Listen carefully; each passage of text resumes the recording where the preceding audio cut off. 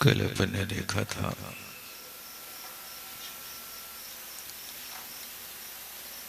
कि सम्यक दृष्टि जीव किस तरह से बनता है। सम्यक दर्शन की प्राप्ति के लिए आचार्य भगवान ने कहा 6 द्रव्य 50 निकाय 7 तत्व और 9 पदार्थ, इनकी रुचि होना। रुचि का अभिप्राय श्रद्धान हुआ करता। श्रद्धान कहें, रुचि कहें, प्रतीति कहें, सम्यक दर्शन कहें, ये सब एकार्थवाची हुआ करता है। इतनी चीजों की रुचि हो और मूढ़त्रय 3 मूढ़ताओं से रहित और 25 दोषों से रहित इस सम्यक दृष्टि की मूल पहचान होती है। 3 मूर्ताओं में आपको इस पर प्रकार विचार करना है। कहीं अदेव में देव बुद्धि तो नहीं हो रही है। देव का परिचय करें। आचार्य भगवान समंतभद्र महाराज नमस्कार करने के पहले देव की परीक्षा करते हैं। हे भगवान, आप ऊंचे सिंहासन पर बैठे हैं, इसलिए मैं आपको नमस्कार करूं। ऐसा नहीं होगा, मैं पहले परीक्षा करूंगा। और समंतभद्र स्वामी परीक्षा करते हैं। देवागम नभो याने चाम्रादि विभूतिया माया विश्व विदृश्यन्ते नातस तुमसि महान। हे भगवान, देवों का आगमन हो रहा है, आपकी भक्ति देवता कर रहे हैं, इसलिए इस चमत्कार को देख करके मैं नमस्कार नहीं करूंगा। चाम्रादि विभूतियां, आपके 64 चमर ढुराए जा रहे हैं, इसलिए इनको देख करके मैं नमस्कार कर लूं, ये भी नहीं होगा। और भी इसके बाद आप समूह शरण में बैठे,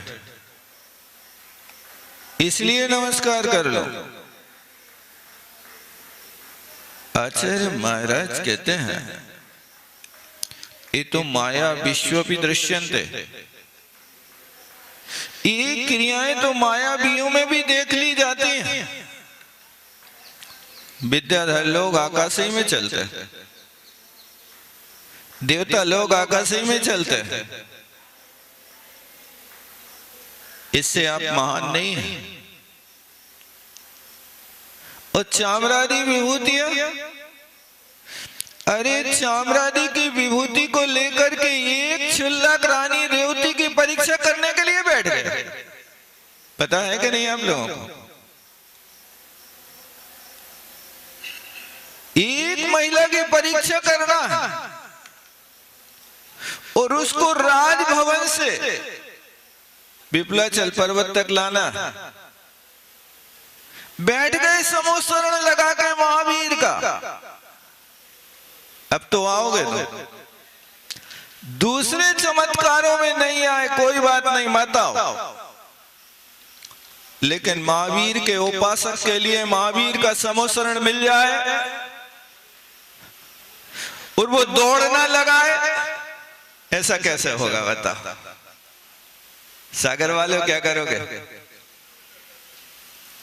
समूह शरण आ जाए तो आएगा कि नहीं आएगा? अपना दृढ़ श्रद्धान बनाना कि मुनि महाराज तो आ सकते हैं लेकिन समूह शरण नहीं आ सकता पंचम काल में, क्योंकि ये चतुर्थकालीन व्यवस्था वो व्यवस्था है कि तीर्थंकरों का अवतरण होता है, पंच कल्याणक होते हैं, उनमें चतुर्थ कल्याणक होने के बाद समूह शरण की व्यवस्था होती है। यदि कोई पंचम काल में समूह शरण लगा रहा है तो थर्माकोल का लगाएगा।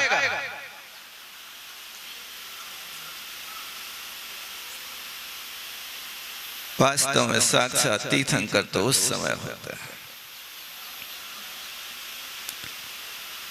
ऐसी मजबूत श्रद्धा बनाना धन्य है।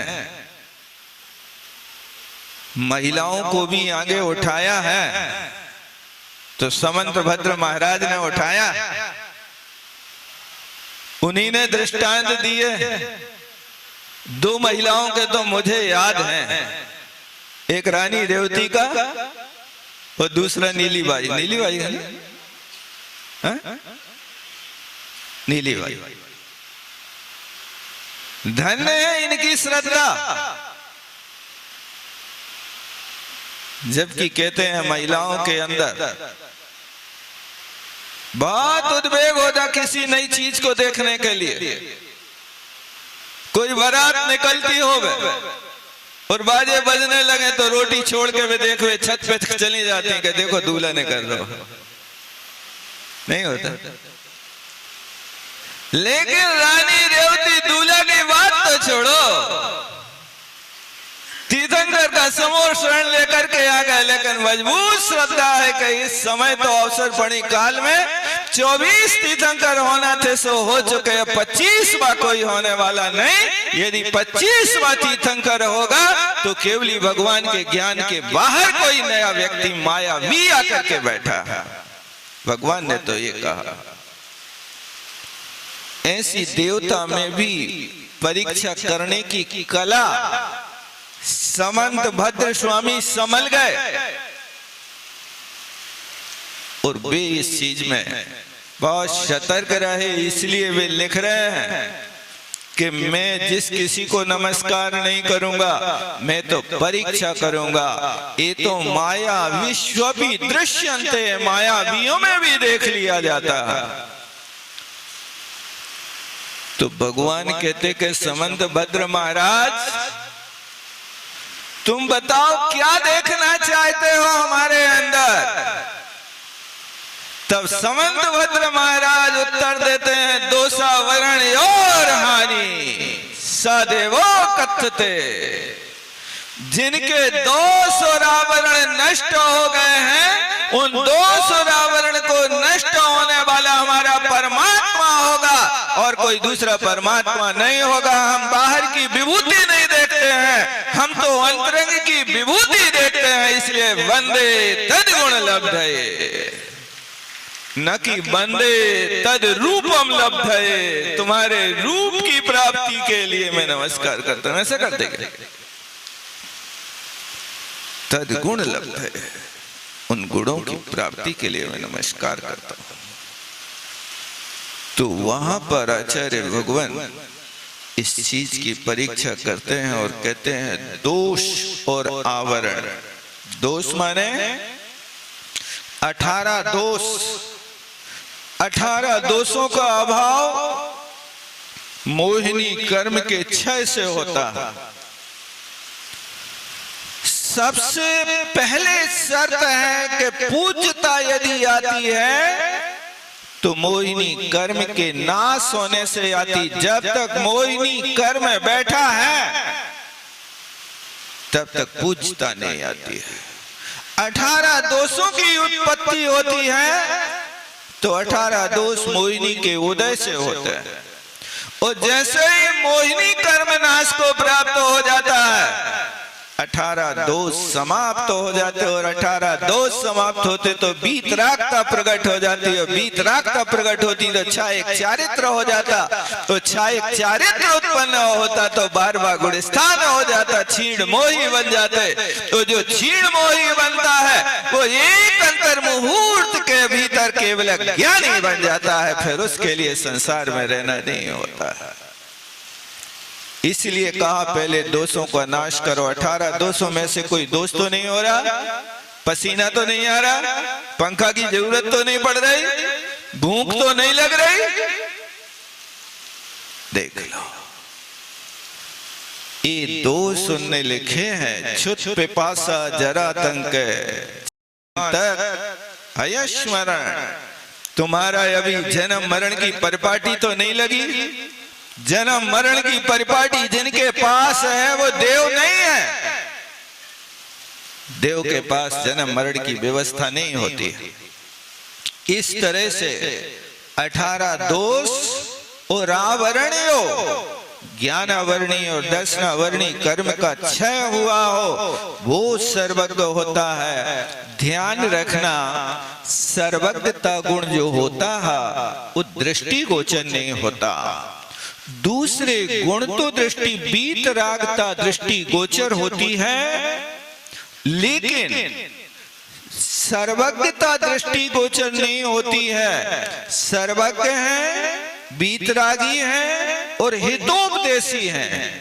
इन 3 गुणों में से आप वीतरागता का दर्शन कर सकते हो, आप हितोपदेशी को देख सकते हो, लेकिन सर्वज्ञता नहीं देख सकते। क्योंकि सर्वज्ञता जो होती है वो ज्ञान दर्शन गुण का कारण है, और ज्ञान दर्शन गुण किसी के दृष्टिगोचर नहीं होते हैं।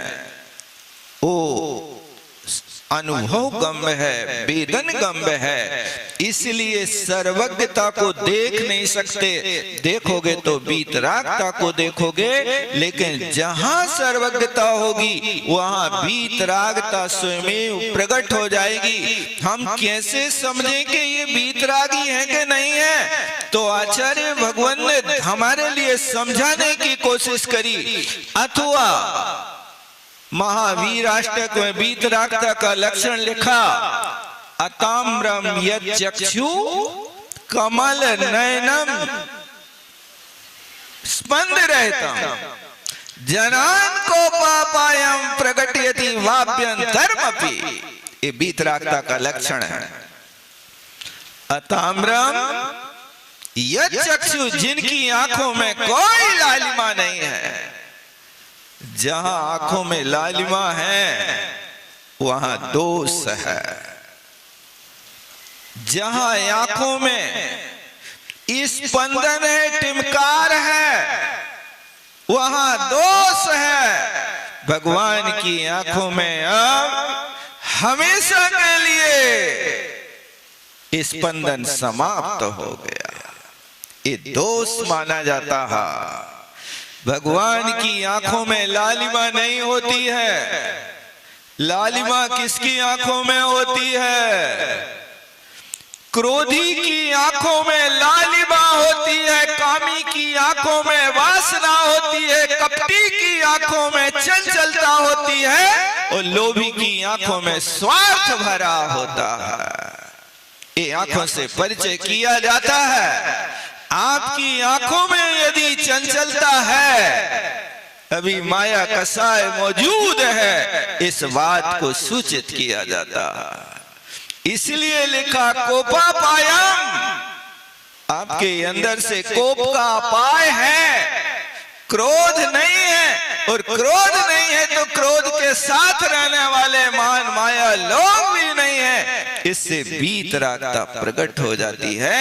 ये वहां पर वीतरागता का लक्षण बताया, और फिर वीतरागता के बाद सर्वज्ञ और बता दो, वो ज्ञायक स्वरूप है। तो हितोपदेशी का लक्षण बता दो। यदि वा गंगा विविध नय कल्लोल विमला, ये दिव्य ध्वनि का स्वरूप उनने कहा है। आप लोग पढ़ते ना, वीर हिमाचल से निकसी गुरु गौतम के मुख कुंड डरी है, वो वहां हितोपदेशी पना। ये दो चीजें आप देख सकते हो, सर्वज्ञता नहीं देख सकते हो, लेकिन इन तीन गुणों को आप जानते हो कि इसको आप्त कहते हैं। तो आपसे कोई पूछे कि जहां बीत रखता है, सर्वज्ञता है, हितोपदेशी पना है, ये कौन से कर्म के क्षय से उत्पन्न हुआ है? ध्यान रखना, बीत रागता प्रकट होती है तो मोहिनी कर्म के क्षय से होती है, और सर्वज्ञता प्रकट होती है तो ज्ञानावरणी दर्शनावरणी कर्म के निर्मूल करने से होती है। और हितोपदेशी पना जब भी होगा तब अंतराय कर्म के क्षय से होगा, और वो अंतराय कर्म का क्षय होती वे छायक दानी होते हैं। दान लाभ भोग उपभोग, ये छायक दान है, केवली भगवान दान दे रहे हैं। किसका दान दे रहे हैं? ज्ञान का दान दे रहे हैं। असंख्यात जीवों का ज्ञान अंधकार दूर कर रहे हैं, ऐसे वे परमात्मा हुआ करते हैं। इसलिए तीन मूर्ता से रहित होकर के देव में देव बुद्धि होना, लेकिन अदेव में देव बुद्धि होना, इसका नाम देव मूर्ता है।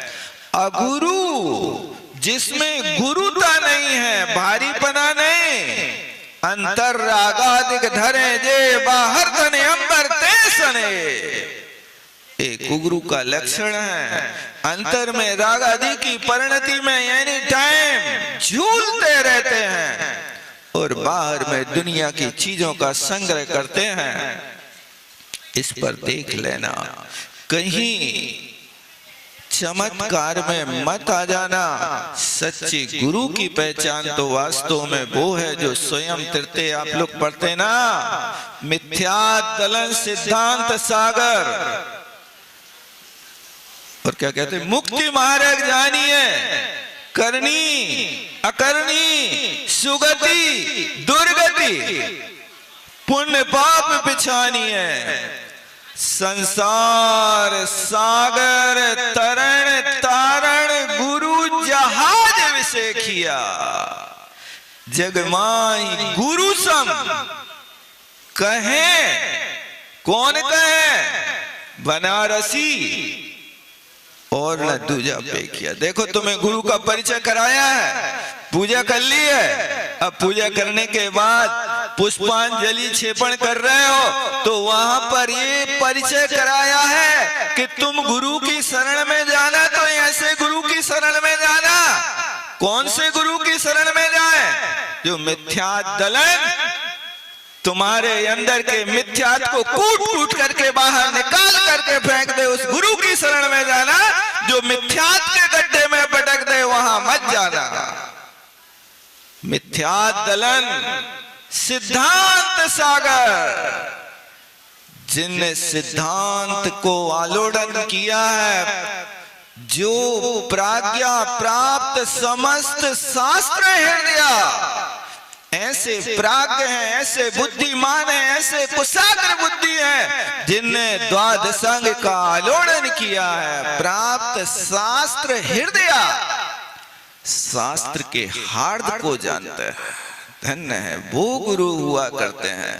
और कहा कौन सी शिष्य के लिए कौन से उपदेश की जरूरत है, उसको भी जानते हैं। जैसे आप लोग जानते हैं ना, दुकान पे बैठते हो कि ग्राहक आया है, तो ग्राहक की औकात कितनी है, कार से आया है कि साइकिल से आया है कि पैदल आया है कि पुटरिया बांध के आया है, ग्राहक को नहीं पहचानते।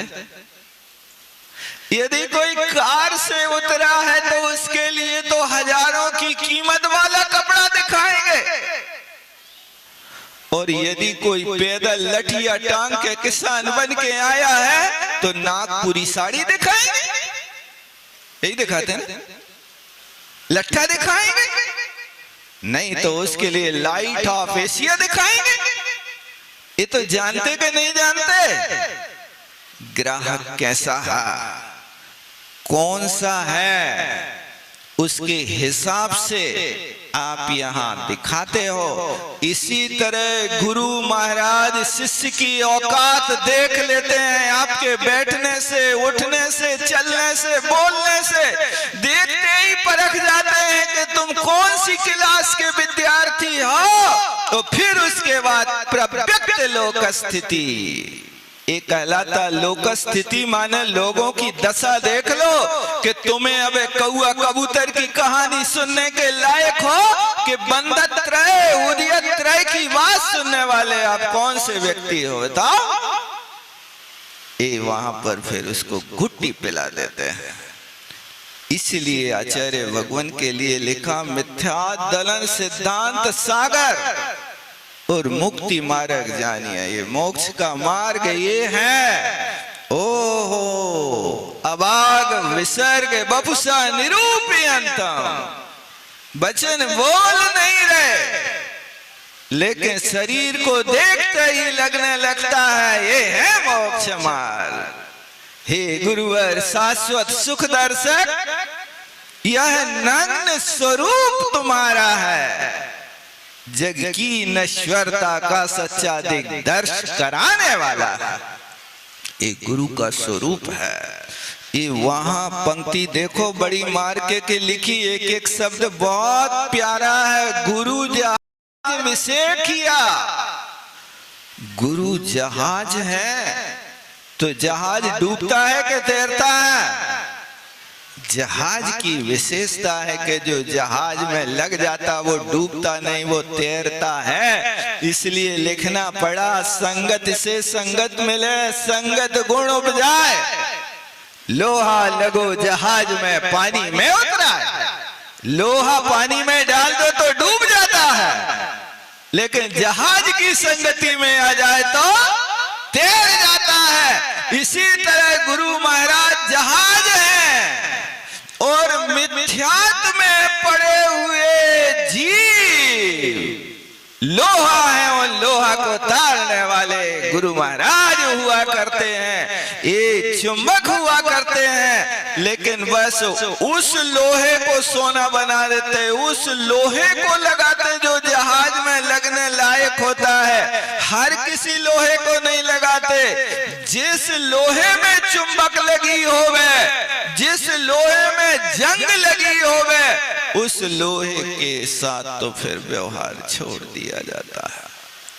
इस तरह से यहाँ गुरु जहाज हुआ करते हैं। इसी गुरु के विषय में विशेषता रखना, नहीं तो ये गुरु मूर्ता में मत फंस जाना। और फिर लोक मूर्ता है कि लोक बड़ा विचित्र है भैया।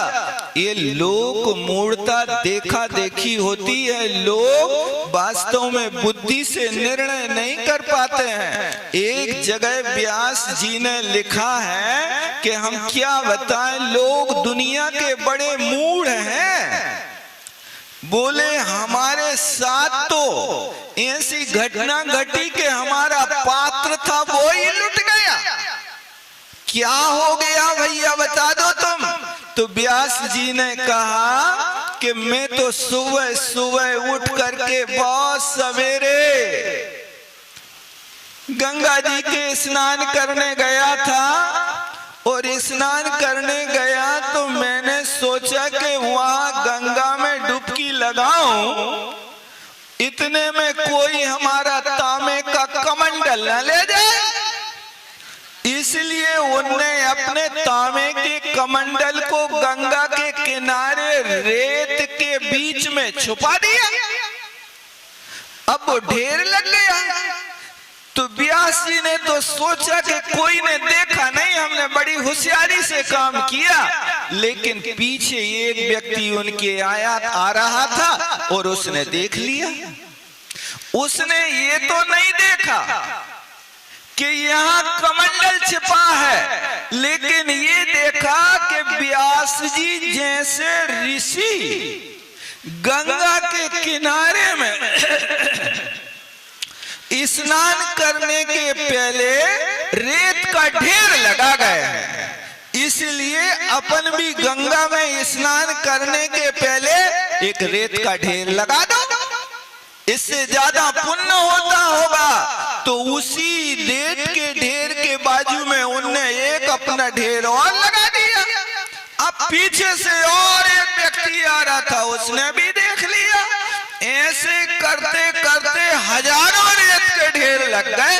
और जब व्यास जी लौट के आए तो वहां देखते तो अब उनने 10-20 रेत के ढेरों में लात मारी, हटाए, लेकिन कमंडल नहीं मिला उनको। तो उनने कहा, गतानु गत को लोको ना तू लोका पार में था, बालू का पुंज मात्र ने गतम में ताम्र भाजना।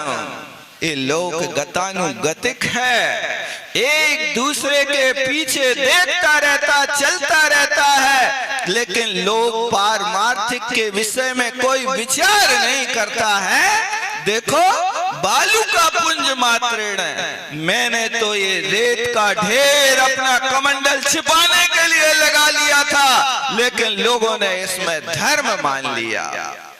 और धर्म मान लिया तो मेरा कमंडल चला गया, इनकी तो लोक मूर्ता हो गई और मेरा तांबे का कमंडल चला गया। ये कहलाता बिना विचारे करने वाले लोग नकल करते हैं लेकिन अकल नहीं लगाते।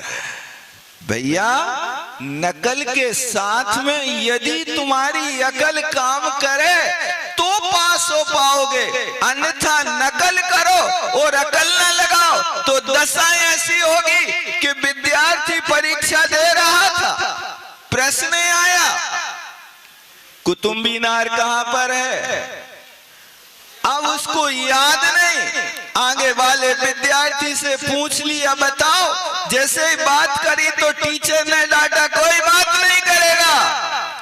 ठीक है, बात नहीं करो। उस आगे वाले विद्यार्थी ने पेपर थोड़ा सा किनारे खिसका दिया, देख लो भैया। अब उसने पढ़ा और लिखा तो अपने पेपर में क्या लिखता है, उसने तो लिखा था कि दिल्ली में कुतुब मीनार है, इसने उसकी नकल मार के लिखा दिल्ली में कुतिया बीमार है। अब दिल्ली में कुतिया बीमार है, ये नकल तो करी लेकिन नकल में अकल नहीं लगा पाई। ये दशा होती है, इसलिए नकल करो तो वास्तव में परमात्मा की नकल करो। तुम लोग नकल करते हो तो विदेशियों की नकल कर रहे हो और अपनी भारतीय परंपरा को छोड़ते जा रहे हो। नकल करो तो परमात्मा की करो। जैसे बीतरागी बने हुए बैठे हैं, नासाग्र दृष्टि करके बैठे हैं, हाथ पे हाथ रखे बैठे हैं, पैर पे पैर बांध के रखे बैठे हैं, ऐसी तुम भी तो नकल करो। ये नकल नहीं करो, लेकिन वो नकल करो वहां जाकर के कि वे उनके ओंठ खा लेते सो उनने लाल करे, तुमने यहाँ पर लालिमा पोतना शुरू कर दी। यही अच्छा लगता। ऐसी चीज की नकल करना ये दुर्गति का कारण हुआ करता है। इस बात को यहाँ पर आगे आचार्य महाराज 3 मूर्ता और 25 दोषों से रहित है। 25 दोष कौन कौन से होते हैं, इस विषय में आगे आचार्य भगवान स्वयं कहते हैं। देखो सम्यक दृष्टि का क्या लक्षण है। इसके लिए जयसेन महाराज ने पृष्ठ 244 में सबसे नीचे लाइन में एक कारिका लिखी है, उस कारिका को अपन देखते हैं। संबियोड़ बेयो निंदा गर्हाय उपसमोवती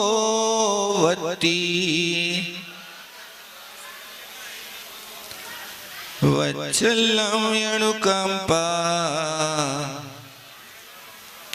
गुणत सम्मत ज्योतसे।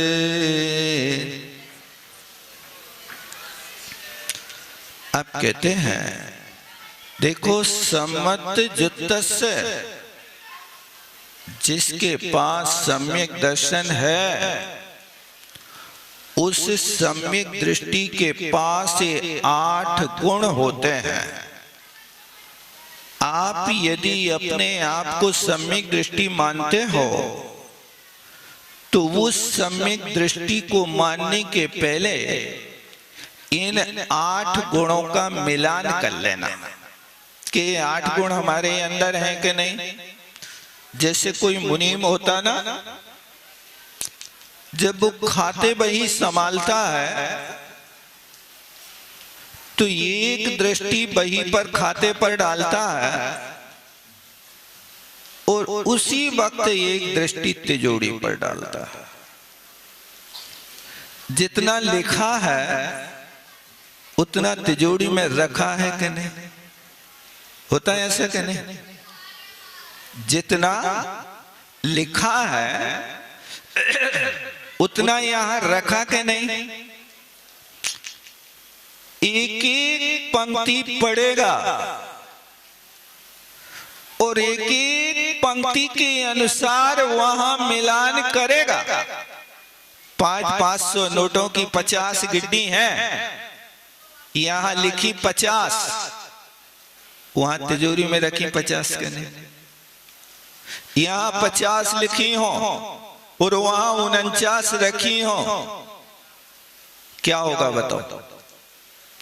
मुनीम को क्षमा करोगे कि निकालोगे? एक एक पंक्ति को पढ़ते हुए बड़ी सावधानी से यहां वहां मिलान करता है। अपना भी कर्तव्य है कि एक एक पंक्ति को यहां पढ़े और आत्मा की तिजोरी में मिलान करें कि जो शास्त्रों में लिखा है वो हमारी तिजोरी में रखा कि नहीं रखा। जो लिखा है वैसा हम आचरण कर रहे कि नहीं कर रहे। यदि नहीं कर रहे हो तो आप वास्तविक मुनीम नहीं हो, वास्तविक सम्यक दृष्टि नहीं हो। सम्यक दृष्टि बनना है तो इन गुणों का मिलान करना। आज रविवारी कार्यक्रम है, इसलिए 7:45 से आगे आप लोगों की पूजा आदि का कार्यक्रम है। रविवारी प्रवचन भी महाराज लोगों के होंगे। आज अपना इतना ही स्वाध्याय रखते हैं। तो आचार्य गुरुवर विद्यासागर जी महाराज की आगे पुण्य कारणम भगवान का स्थापन करना है, अभिषेक करना है। ऐसी हम पीठ का क्या कर रहे हैं? स्थापन कर रहे हैं। वह पीठ जो गणपति का प्रतीक है, ऐसे पीठ का हम स्थापन ऐसी है।